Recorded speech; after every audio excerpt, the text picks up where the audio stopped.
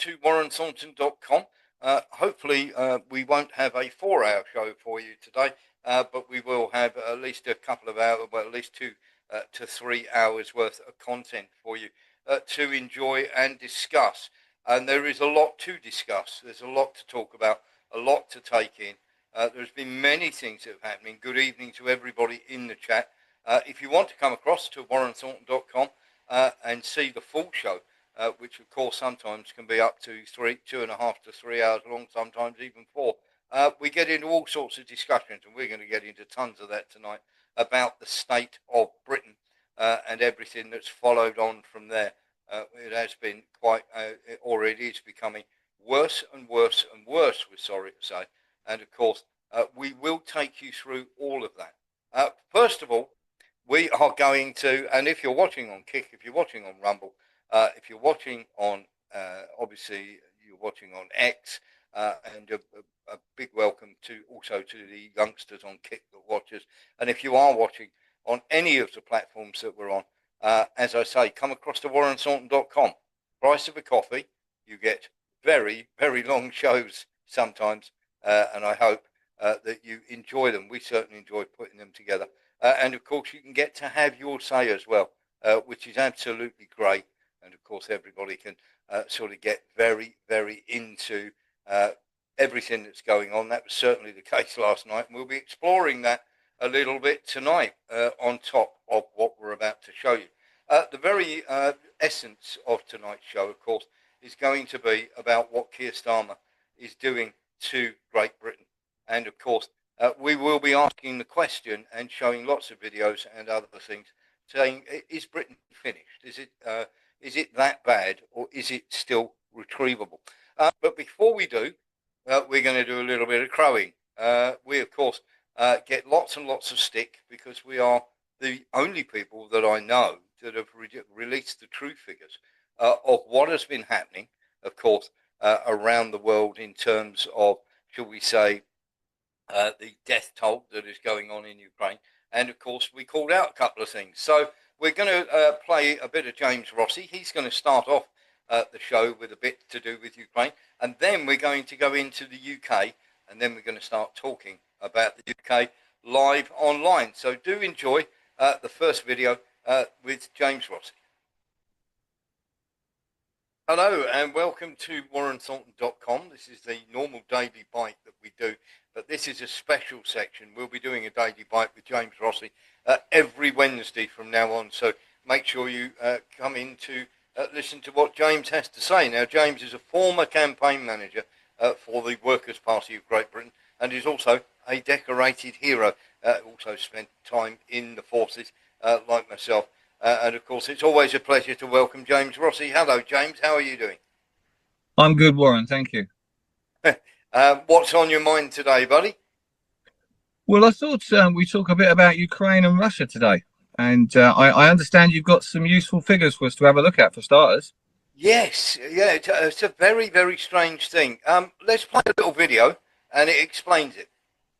BlackRock and the United States advised Ukraine to use ovens to get rid of the bodies, to bury the bodies in the fields, so the true numbers could be hidden. Now, when we talk about the true numbers, of course, Ukraine are losing now. At the time in 2023, when that report was done, it was anywhere between 8 to 13 to 1. It then rose dramatically to 16, 17 to 1, and now currently stands at a staggering 25 to 1 Ukrainian soldiers dying for every Russian. Now, people will tell you that is nonsense. They are talking absolute nonsense themselves. We have people on the ground, experts on both sides of the conflict. We have embassy staff. We have intelligence, military intelligence services, and of course aid workers who do this god-awful job of transferring the body. Now, when we talk about the numbers, we are absolutely correct. As I said, we have the personnel that know. It's not getting it from Russia. It's not getting it from Ukraine. It's getting it from all sources and collating it through our very, very highly placed sources. Now, there are 1.8 million dead. Excuse me 2 seconds there. I'm being told that people can't hear that. Is that correct? We can hear it perfectly. Everybody can hear it perfectly. Lovely. Okay, we'll get back to the video then. Yeah. The fact that those people are dead. Братан, глянь, это пиздец. Это еще... Personnel that know it's not getting it from Russia, it's not getting it from Ukraine, it's getting it from all sources and collating it through our very, very highly placed sources. Now, there are 1.8 million dead. There are 750,000 injured. They are claiming 400,000 have deserted. That will not be the case. It will be about half of that. They always use, the losing side always use desertion numbers to cover up the fact that those people are dead. Братан, глянь, это пиздец. Это я сейчас за второй линии, эти балка. So there we are. So basically what has happened, we've had the release now of the figures, and this is the desertion numbers, James Rossi. Now the Ukrainians claimed 400,000 dead. That was a video we made a while back, where we said that only half the number would be correct of the 400,000 desertions, and that they were, as we saw in the video there, that over 200,000 of them, half of those, roughly half of those, would actually be the dead bodies that they were covering up by saying they deserted. And here we have the figures, the desertion figures from the Ukrainians. So 2022, we have 347. Then later on in 2022, it becomes 6,641. Then 17,658 in 2023. 2024, you can see 67,840 deserting their battlefield or not coming back from leave. And then a staggering already this year in 2025, 110,511.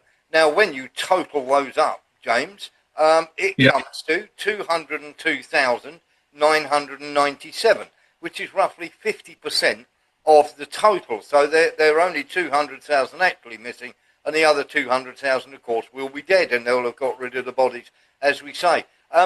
Once again, our people who are in the field are out of 400,000 people, there are 2,000 people out here. Once again, staggering work by them, and once again shows the complicity and the, shall we say, the depth of hidden and the disgrace that this is, that we actually have another 200,000 that are dead, certainly missing, without a doubt, they'll be dead. Our guys have been at this over 30 years, so they're deadly accurate, pretty accurate on their information. This now brings the total Ukrainians that have died in this conflict up to 2 million.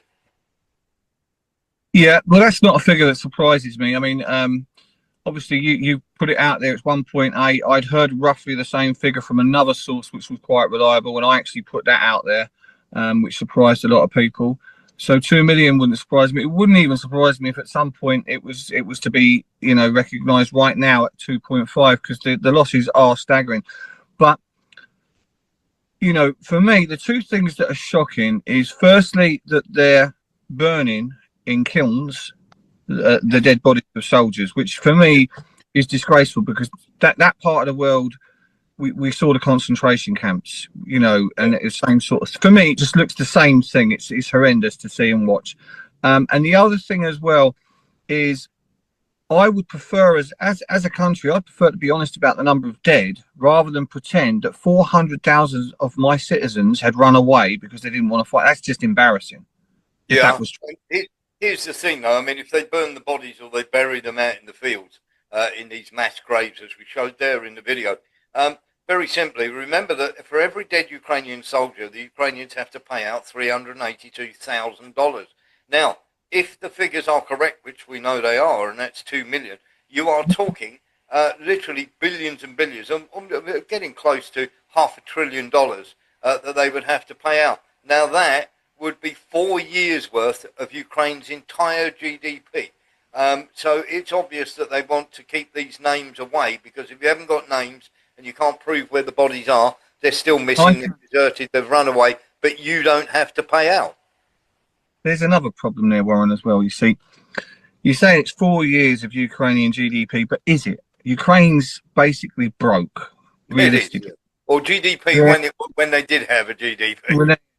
right? And everything that they own, their land, their resources, everything is owned by the likes of BlackRock and various other global, in particular American companies, right? So I can't honestly see those families anyway getting their money, because the country is going to have to turn around and say, we can't pay you. Yeah, well, I mean, you've also got the fact that BlackRock actually sent them an email to turn around and suggest that they dispose of the bodies in these ovens, and there are 4 of them that are working around the country. That doesn't surprise me with BlackRock. I mean, if we look at who globalists are, their background, what they've done, what we know about them, we, as a population of the world, not just the country, we're all numbers. We're all here to serve them and to make money. That's as simple as that. You've only got to look at your big corporations. It's exactly the same there. When you join a big corporation, they take your national insurance number. Yeah. Right? You are a name, but the national insurance number sits next to your name in HR. When you go, they don't care. They just get somebody else with another number. Yeah, I think you're absolutely right. I mean, talking of the corporations, you was a former campaign manager for the world. So we'll stop the video there because we're about to go on to another subject. Nilis wants to speak. Nilis? Well, we know that the Azov and other regiments of the Ukrainian army stay just behind the front line, and they kill anybody that tries to desert or retreat. Yes. And it'll be interesting to know those figures. I mean, I probably will never know them. But they'll be in amongst the 200,000 that are actually dead. I mean, this is the thing, Nilis. I mean, quite a while ago we said, look, you know, the 400,000 that they're saying have deserted will not be true. It will be around about half that number. And once again, our guys are supremely accurate, because you're talking 202,997. They're now saying are deserted out of the 400,000 that are missing. I would have thought those unknown among the 400,000 would either be those that tried to retreat when they've been ordered not to, or tried to surrender and been killed by the Ukrainian neo-Nazi elements. Yeah, absolutely. And they'll be put in all sorts of terrible, horrible graves that will just be made out in the middle of nowhere. Lee Williams. Quick one. Quick one. There was an English hang on. Nilis, 30 seconds. I've even heard you can be killed even for complaining about your commanders or lack of supplies or anything like that. You'll get a bullet through the head. You can. You're absolutely right. Lee Williams. There was an Englishman that famously got shot in a river, and that was done by Ukrainians as well. It was. He was an English merc. He had quite a bit of money on him. They didn't like the fact that he was being paid more than them, and they killed him. And of course, they hushed it all up. Mark Breckle. Well, again, Bilimbisky Reservoir, all around there now, south of that, all the Russians have taken all that. There'll be a lot of bodies there. And when you are saying about that magic forest, yes, they've been fighting over that since the start of the special military operation. They'll be absolutely full of corpses in that, because it's dense forest that. So yes, it will be. There'll be more numbers coming out yet. There will. But at the moment, we're now saying that the casualty figures are 2.7 million. 2 million dead, 700,000 injured. There are only 200,000 missing, not 400,000, like they were saying, and there's about 100,000 in captivity. And we know that those figures are correct. There's lots of people with lots of opinions. But of course, our thanks once again. It's not bigging us up from the show. It's the people out there who are passing us this information. Just want to say a massive, massive thank you to those people. Now let's get on with the rest of the interview with James Rossi. That's as simple as that. You've only got to look at your big corporations. It's exactly the same there. When you join a big corporation, they take your national insurance number. Yeah. Right? You are a name, but the national insurance number sits next to your name in HR. When you go, they don't care. They just get somebody else with another number. Yeah, I think you're absolutely right. I mean, talking of the corporation. She was the former campaign manager for the Workers' Party of Great Britain. We're going to be posing that. We're posing that question tonight. Is Britain finished? Is Starmer so sold out to the corporations that there is no way back? Starmer's. We know he's a globalist. We know he went to Davos. We know what he said when he came back from Davos before he became Labour leader, before he became Prime Minister. He is very much in a bad situation because he knows if he doesn't try and do what the people want, in particular, the big thing they're crying out for is the immigration status. So he's trying to show he's doing something. And he's got the French on board because the French government, again, they're sort of part of this whole thing. So they've recognised that Starmer's important. They have to help him. And that's why I think there's this one in, one out scenario. But it's not going to work. You've seen that reform. And, I'll give them credit where it's due. I was surprised they've actually done something, even though the councillors, they've won some council seats where they've got majorities. Where they've got majorities, they're injuncting the hotels, using the legal procedure, which is what I would always do. I would always use the system against the system to block asylum seekers being able to stay in the hotel. And, whatever you think, it's a genius plan. It's a genius because it now shows the public when they're coming up to the elections, the general elections in a couple of years, that reform will do something. They will do whatever they need to do. And I don't know whether they're going to be good for the country. And I'll be honest with you, Nigel Farage, and I don't know if I trust him because of his connections and everything else, but he'll do something about them boats. I promise you that.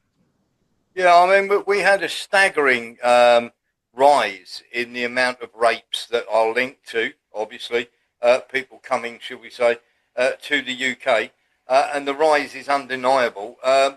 We published some figures yesterday that were just astronomical when it came to the amount of people who are, shall we say, in all sorts of trouble when it comes to the nonsense that's going on out there.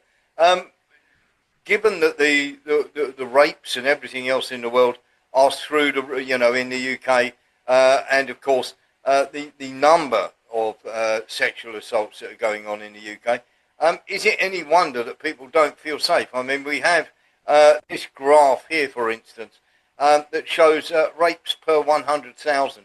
2022 was 109. So we've got cases of rape 73,000.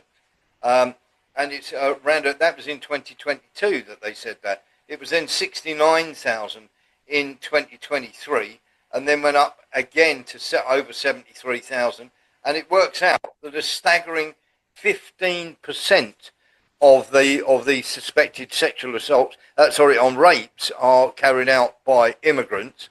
And I mean, that's an enormous number when you consider how many immigrants there are in the country. Yeah, I think, but what we miss here is when we talk about immigrants and these statistics, and they are 15% is shocking.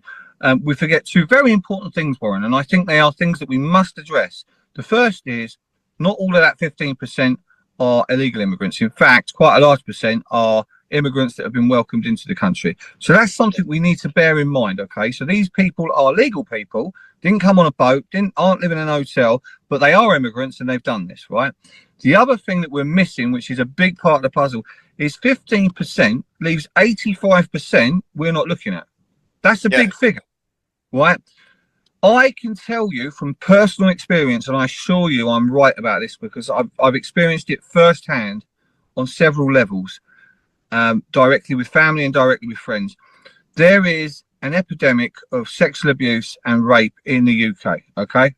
From UK homegrown, either first, second or third generation immigrants, and even UK born white British. It's as simple as that. There's no way of getting around it. And we have to accept that and acknowledge that if we're to address this. The main cause, in my personal opinion, for these statistics is the lack of suitable punishment for the acts and the lack, how can I put it, the wokeness of the law, the wokeness of the government when approaching and dealing with criminals of this nature. Is it more than that, though, James? Because what we have, don't we, is we have two people commit the same crime, and if you're white, you get harsher punishment. How in the world is that fair or just? It's not fair. I think there is, on different things in different ways. There's a two-tier system going on, and there is. So what you've just said is absolutely right. And then in certain parts of London, if you're from an ethnic minority, you know, the statistic is that you're probably more than likely going to be stopped and searched and roughed up a little bit by the police than you are if you're white. And I think the only conclusion I can come to is either the establishment has got everything very, very wrong, or they're playing divide and conquer. Yeah, which is quite possible. That does seem to be the case, doesn't it? It would astound me. It would astound me if all these people that have been to top universities and have these wonderful educations have got it completely wrong. Yeah. Do we? I mean, where do we go with this? I mean, because this is, it is a staggering thing, and I'm going to get into this now. The Conservatives have gone completely down the drain. The Labour are completely useless. They don't know what they're doing. It's almost like that they grab people off council estates and people off of, sort of jobs in industries. Starmer is quite clearly a globalist. He doesn't care about Britain at all. He only cares about pushing the World Economic Forum or whatever agenda he's behind, Big Pharma, Israel lobby. I mean, he's so owned by everybody. It's quite incredible. But if you put when they did the latest poll, if you put the Conservatives and Labour's polling numbers together, Reform almost beat those combined. I mean, Reform are looking at 33%, Conservatives round about 16%, Kemi Badenoch, absolutely useless. How bad is it? Because Starmer is terrible, Labour are terrible, but how bad are the Conservatives if they can't even take advantage of that? Well, I think, if I'm honest, the people that run things, the powers that be that are above the governments of the world, definitely want reform in as the next government. Okay, I've no doubt in my mind about that. Okay, and I've told everyone who I speak to that my prediction is Nigel Farage will either have a majority government or, worst case scenario, and this is the worst case scenario in my prediction, he'll have a coalition with the Conservatives, but he'll be the lead of the coalition. So his decisions will be the ones the Conservatives will follow. That is my honest opinion. Jeremy Corbyn, we won't know much about him until November. But, you know, I was talking to a very good friend of mine who's very much a sort of conservative liberal chap. And he's probably a bit more on the Zionist side of things. And we were having a very good chat because even though I'm anti-Zionist, I would engage in conversations to try and get a view from the other side. And I think it's good. Dialogue's always good. And his view, you know, he's like, what's your political view? Where are you going with this? And I said, well, if you look at Starmer, if you look at Corbyn, I don't like his open borders policy. I don't like his wokeness. I don't like all of the other things that come with him. So the only thing that I agree with Corbyn on is the renationalisation of the water, the gas, the electric and the public transport. Apart from that, I don't see a lot there because I'm not a lefty. Right? When I look at Nigel Farage, I'm concerned about the banking sector that he's connected to. I'm concerned about the people that are investing in his party that are very similar to the people who are investing in Labour and Conservative. I'm concerned about the amount of ex-Conservatives in his party. That does concern me. But I agree with his policy on the boats, and I agree with him and his talking about putting the UK first. So there's things I agree from both sides. And I think when it comes to the general election warrant, I will more than likely run as an independent candidate because I don't think there's anyone out there. And if we all put our hands up honestly and say, which leader is the leader that's the strongest leader for the country? I don't think Farage is going to make a great prime minister, and I don't think Corbyn would, and I don't think there's anybody else out there that would stand out and say, I'm a leader, I will lead you through. So let me ask a question of you then, because I'm going to ask this question in the show tonight. Nigel Farage, apart from immigration, I mean, he runs on this platform of immigration, but I can't remember any part. I mean, he's not dominating the Commons, which you would expect people to do. I was listening to Alexander Makouros the other day, and he was completely right when he said that Attlee, people like Attlee, people like Disraeli, even people that you didn't like, people like Thatcher, dominate dominated the House of Commons with their personality. Farage seems to have gone very, very quiet on that front. He's not blazing a trail in the House of Commons. And I would like to know, for instance, what their policy is on education, what their policy is on the NHS. We don't seem to know anything. I know the policy on the NHS. I know that because I've got a video of Mr. Farage talking about it. And funnily enough, the guy I was talking to yesterday, when I told him, he said, he laughed, he went, no, streamlined. I said, no, that he wants to privatise it. That's what streamlined means. He wants to privatise it. Yeah. He's made no secret of it. He is a globalist. He will not privatised enough, isn't it? No, but I mean fully privatise it. So basically, his words in the interview was, we should have a healthcare system like America, where you pay into insurance, and the insurance covers you for your medical care, and that is it. So if you do vote reform, which I honestly believe, everyone went out and voted Boris Johnson, or Bojo the Clown, as I called him, right? Because he promised that he would get Brexit done, and he had a ready-made deal, and we were going to be Great Britain again, a leading power. He took forever to get Brexit done, and when he did get it done, it was the worst deal going, and we are paying through the nose financially for anything that comes from the borders of Europe. Okay, so it wasn't a great deal, and it wasn't a done deal. And Farage will probably ride to victory on the thing only of, I'm going to get rid of the boats, I'm going to close the borders. People will not look at anything else. Once they've got him for 5 years and he destroys the NHS, and he destroys a lot of other things, people will be completely gutted. But that's life. You can't educate sheep. No, you're absolutely right. I am quite staggered and quite worried about where we're going with this, because it does look as though Britain, on the subject of immigration and the Bell Hotel, you know, and things that are going on there, this is just all smoke and mirrors, isn't it? They're just going to move them out of the hotel and move them into barracks on airfields or things like that. Yeah, but remember what I said? I said I commend them for it, and I do, because you see, if they come into the council and done nothing but what councillors do, which is vote on a few things, put a few motions forward, regular stuff, would never have made the headlines, would never have got anyone's attention. What they've done may not be the solution, and probably won't. Exactly what you said will happen. They'll just open another one, and then it'll do it again, and it'll just be like musical chairs. They'll just move around. But what it's done, Warren, is projected reform onto the national and probably international stage of, look, they're actually doing something. They're actually doing more than what Starmer's doing. All Starmer's doing is sending the odd one back. He's shutting a hotel down. Yeah. Yep, one of those. We shall see what happens in the future. James, as always, it's always brilliant to talk to you and get your ideas.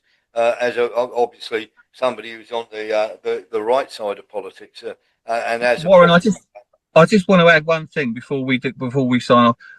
I am not a left-winger in any way, shape or form. In fact, the left, a lot of the left, in particular on Unite, can't stand me because of the trouble that I've caused, because I do not believe that the left really has the best wishes and will of the people in a lot of ways. And I've seen it myself, okay? I've been there, seen it, okay? A lot of people on the left can't see it because they're blind by we are leftists.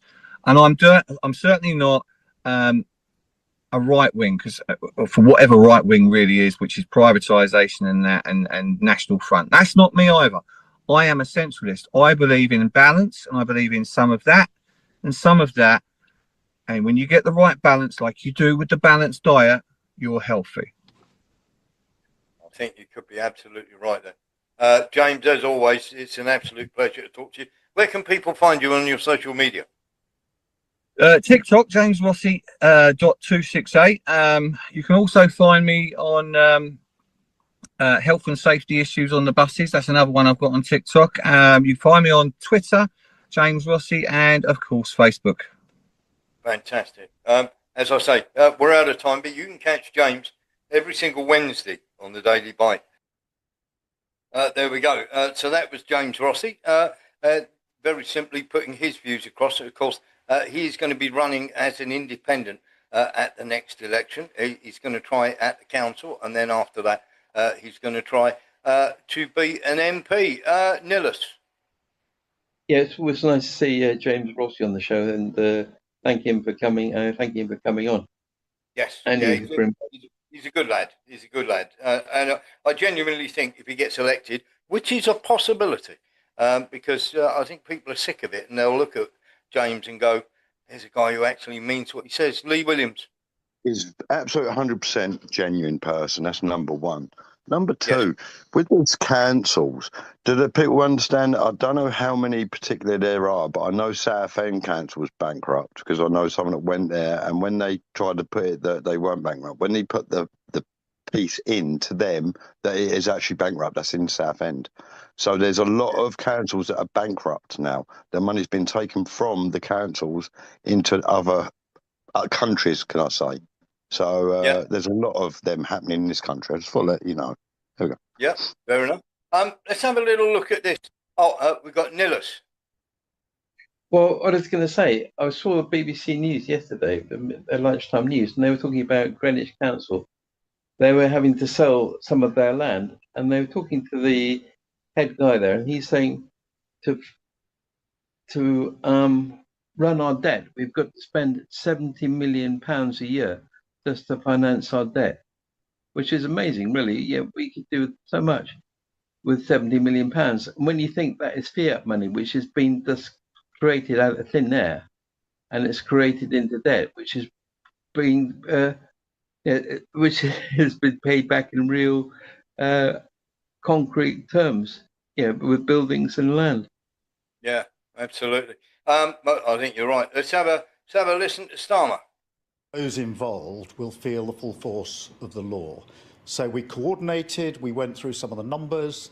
Over 400 people now have been arrested, 100 have been charged, some in relation to online activity, and a number of them are already in court. And I'm now expecting substantive sentencing before the end of this week. That should send a very powerful message to anybody involved, either directly or online, that you are likely to be dealt with within a week, and that nobody should be involving themselves in this disorder.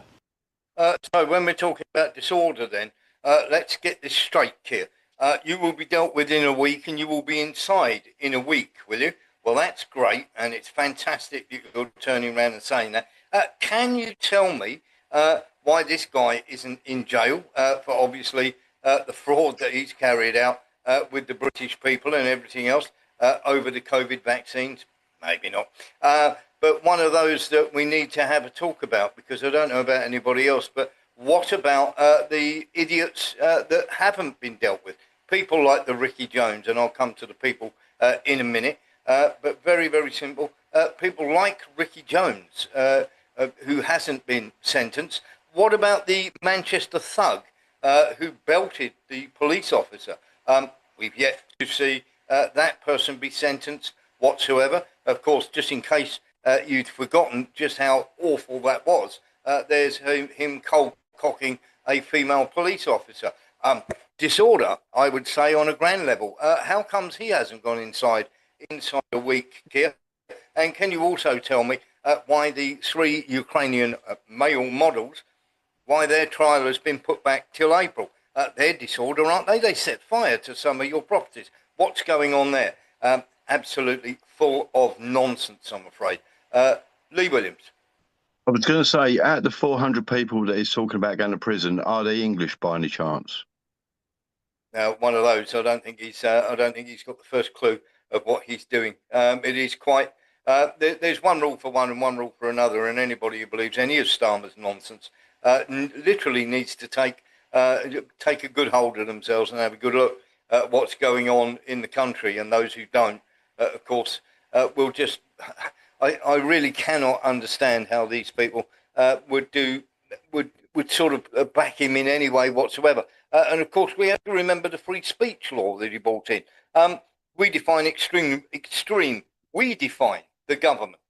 Right-wing terrorism is the active or vocal support of ideologies that advocate discrimination or violence. Well, you could say discrimination is anything against minority groups. What about majority groups? The 3 most common subcategories.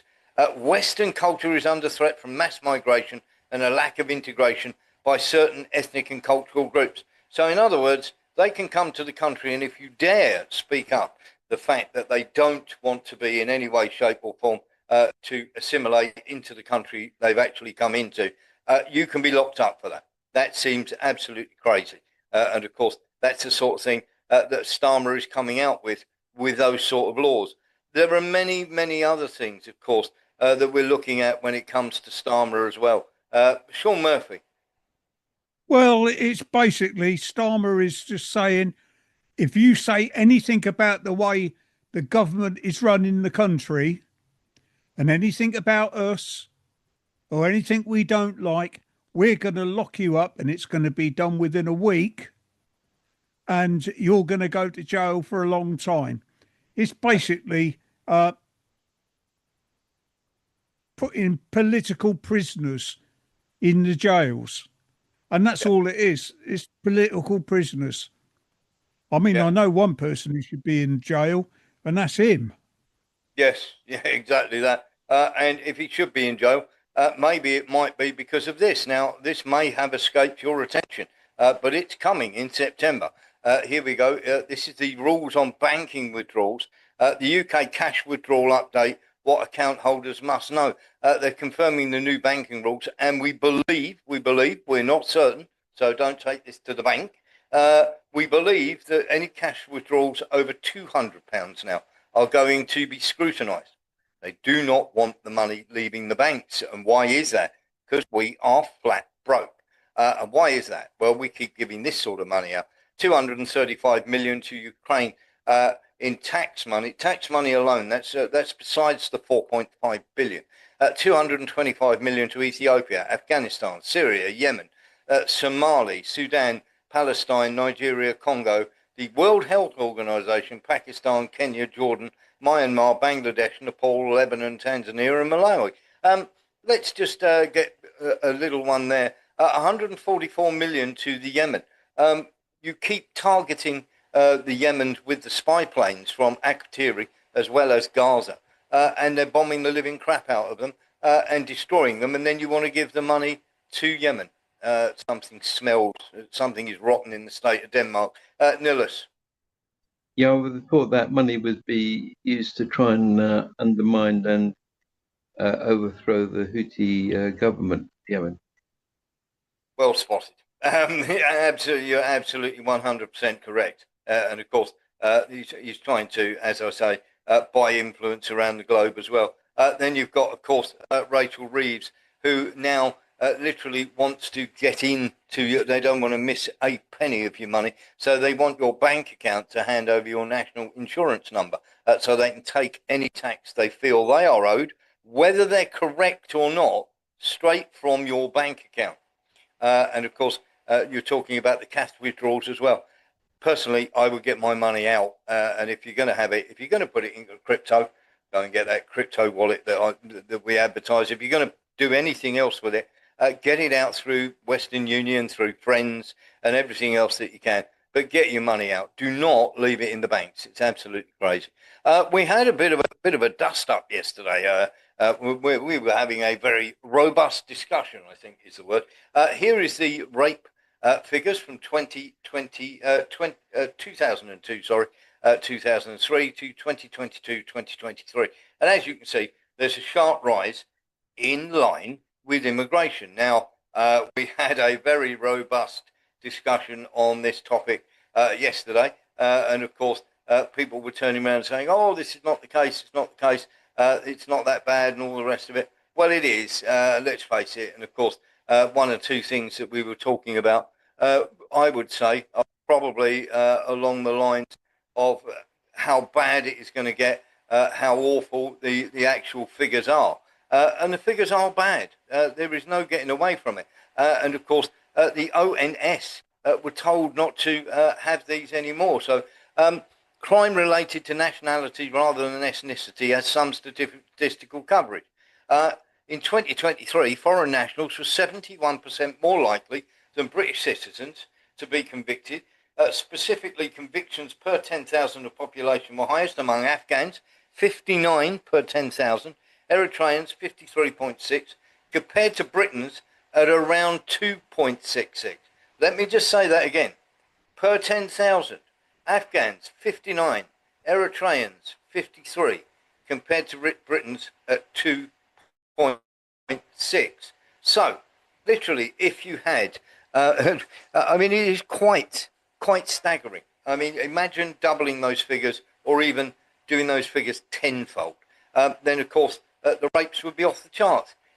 Got to personally, if you can't see that that's correct, or that the figures are not lying here, you really are not really looking at things that you should be looking at. And here's the discussion we had yesterday, which wasn't part of the show, but we want to show you a couple of minutes of this. This is myself, James Tweedy, and Nillis and Mark Breckle crossing swords. When they stopped recording the ethnicity, they put it down as a white person. Yes. And what I was going to say is that the actual protests against these sexual attacks have come from the grassroots. The mainstream media and the government and the apparatus have always tried to play it down. But those figures are roughly right, because 2024 it had gone up. Yeah, okay. Look, I think there are loads. What you can say concretely. Yeah, go on, and then we'll let What you can Nillis say Mark concretely is there's been a series of crimes committed by people being held in, being housed in hotels after being trafficked here illegally. Yeah. And the previous government and the current government said that they have both promised to stop the trafficking and have not done so, and that may be deliberate because it benefits certain economic interests, which I've already named, right?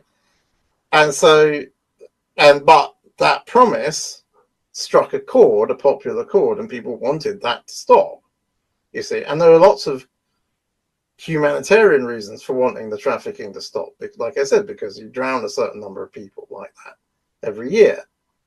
And then there's no proper housing for them. So the whole thing is, so there are lots of reasons to be against it. And then when you get a situation, when you get an incident like that, which rather too many incidents happened at that hotel in Epping, the people will protest. And then you can't, and then it becomes and then there's this political situation develops where some people say that they're racist, and including the government maybe. And, or the government starts treading on eggshells around it because they don't want to offend like one group of voters who think the protesters are racist, and they don't want to offend the protesters that, a lot of people sympathize with, all the large number of people who sympathize with the protests. And so there's all sorts of double speak going on and things like that. But the governments are not addressing the issue that they promised to address. They have not kept their promise. And that's why the opinion polls are extraordinary right now, Yeah. Okay. Let's have Mark Breckle. Horrified police are listening to a girl in Amsterdam, 17 years old, and she's been stabbed to death on the phone. And that was by an asylum seeker. And he was only 22, the lad that did it. And he was, again, asylum seeker. And that's in Amsterdam. So it's England, it's all over Western countries. So it is Sweden. Sweden is the rape capital of Europe. So you can't have a daughter safe in any of these Western countries because they're bringing all these migrants over. It can't be right. Yeah. So there we are. So that was Mark Breckle and Nillis, who are obviously stalwarts of the show, and James Tweedy. And James wasn't very happy about the numbers until we could actually prove what the numbers were. And then, of course, we were able to show the figures of the numbers of the rapes that have gone up. And they have gone up tenfold in Germany, in Italy, in England and Wales, and in France. There's no question of that. Nobody can get upset about the figures. The figures are what they are. And, of course, everybody will turn around and go, that can't be right, can it? It is right. It is right. And the problem that we have, of course, is many people won't believe it, and they won't put it down to the fact that it is in line with the amount of immigration that we have coming into the country. Anybody can turn around and say that can't be right, but stats don't lie. There we are. So that was that. And of course, we've got lots and lots of more problems in the UK than just immigration and everything else. But of course, we do get, should we say, migrants or legal or illegal immigrants attacking people. Remember this on the tube the other day with the baby.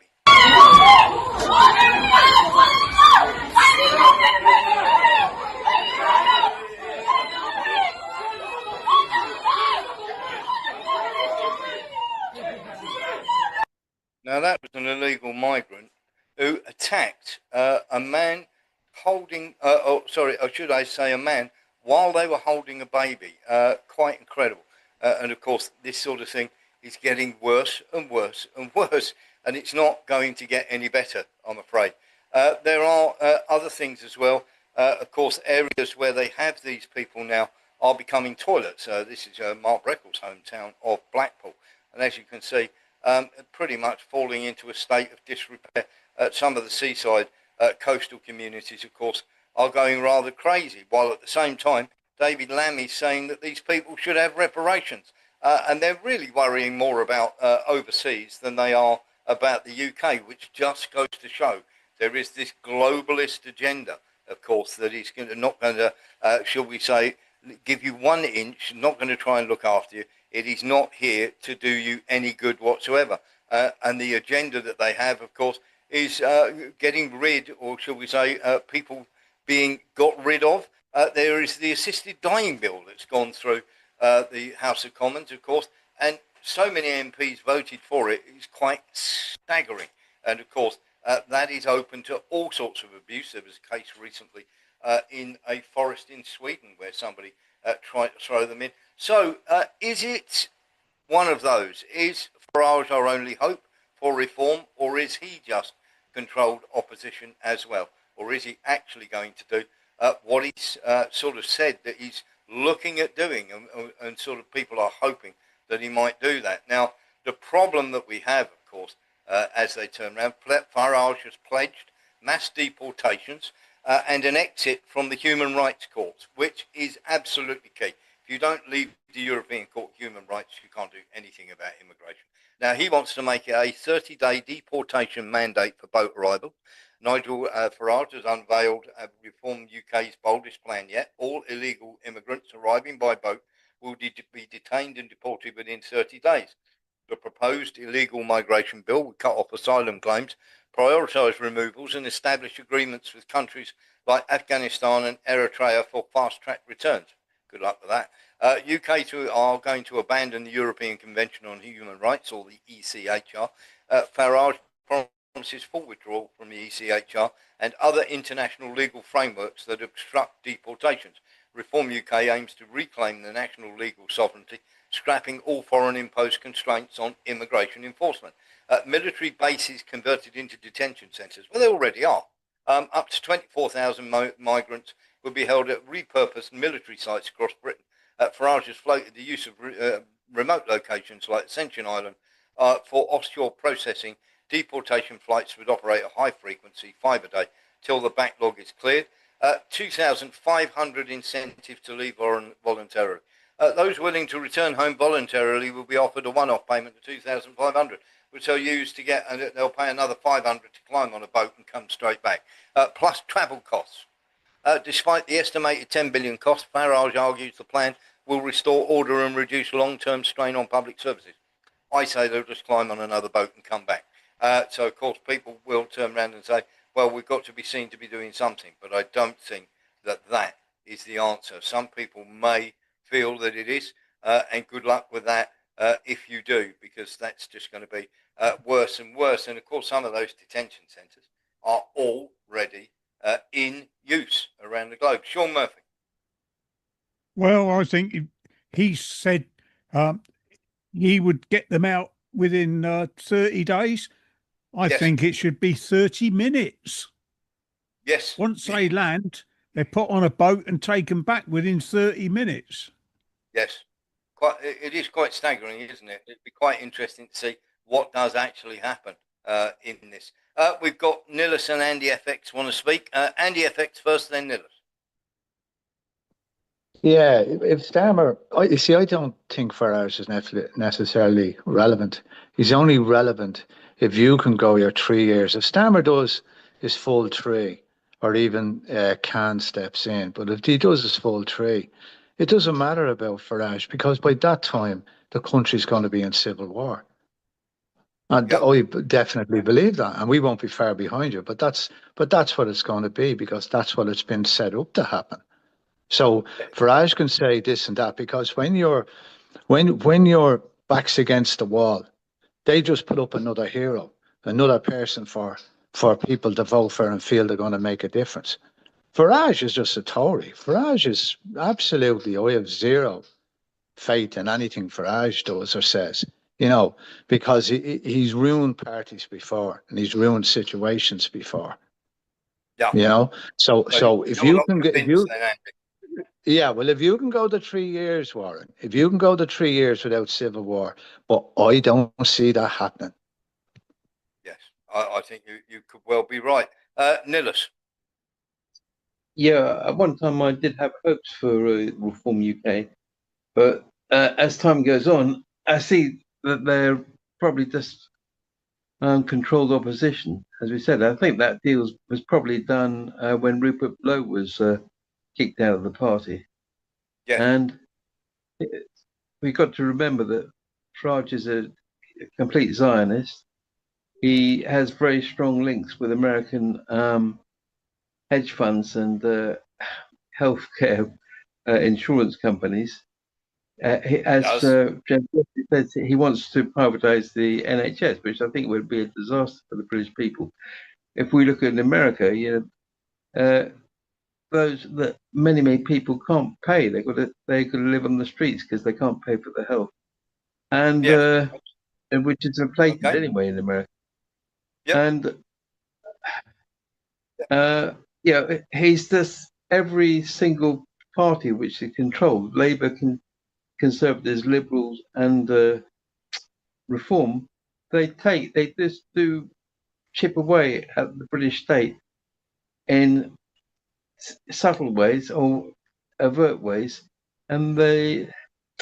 Okay. Thank you very much. I think you're probably right there. Of course, the whole fabric of the UK society. You've got the LGBTQ movement, which I'm not being funny. That's the sort of thing you might have seen in the 30s in Nuremberg. Quite incredible that they've been pushing that, and of course they are still pushing the woke agenda in schools. They're saying that they're still going to carry on with the LGBTQ agenda. I mean, look at that. It is the sort of thing you would see on a stadium in the 1930s when you were going somewhere like Nuremberg or something like that. Is absolutely incredible. And there are secret meetings that are going on between them, and we have that from our guy in the House of Commons. Now, we've got a few friends in the House of Commons.